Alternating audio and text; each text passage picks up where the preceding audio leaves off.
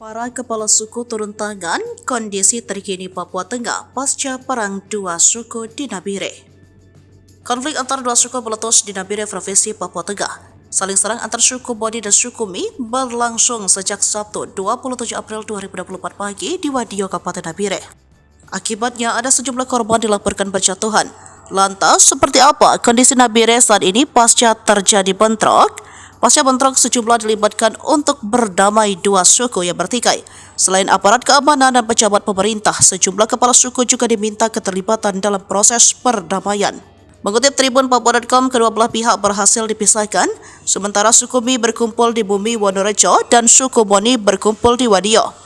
Hal itu dikatakan Kepala Suku Boni Musa Kobogau kepada Tribun Papua.com Sabtu 27 April 2024 di Jepara 2, Wadio, Bumi Wonorejo, Nabire. Musa Kobogau mengatakan masalah telah aman dan berharap agar hal seperti itu tidak terjadi lagi. Musa juga mengatakan bahwa korban dari perang ini akan ditanggung oleh pemerintah provinsi. Musa juga mengajak warga suku Mi dan warga suku Boni untuk tetap aman dan damai. Sebelumnya, seorang korban bernama Aten Kobogau mengatakan kepada Tribun Papua.com bahwa konflik dipicu aksi pembalakan di jalanan pada 23 April 2024. Selanjutnya, eskalasi meningkat pada penganiayaan dan berujung pembakaran rumah oleh korban penganiayaan. Ia mengatakan polisi datang untuk meredam situasi saat perang antar kelompok suku itu berlangsung.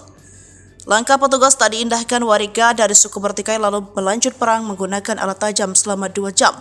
Namun kami minta waktu untuk berperang dan polisi mengizinkan kami untuk berperang selama 2 jam, terang Kobogau. Sementara itu, Fabianus PK selaku Kepala Bidang Kebudayaan Dinas Pariwisata menyebut perang ini merupakan budaya yang tidak baik. Sebab itu harus ditinggalkan karena memberikan dampak negatif. Ia berpendapat bahwa masyarakat saat ini sudah harus beralih ke budaya yang lebih baik.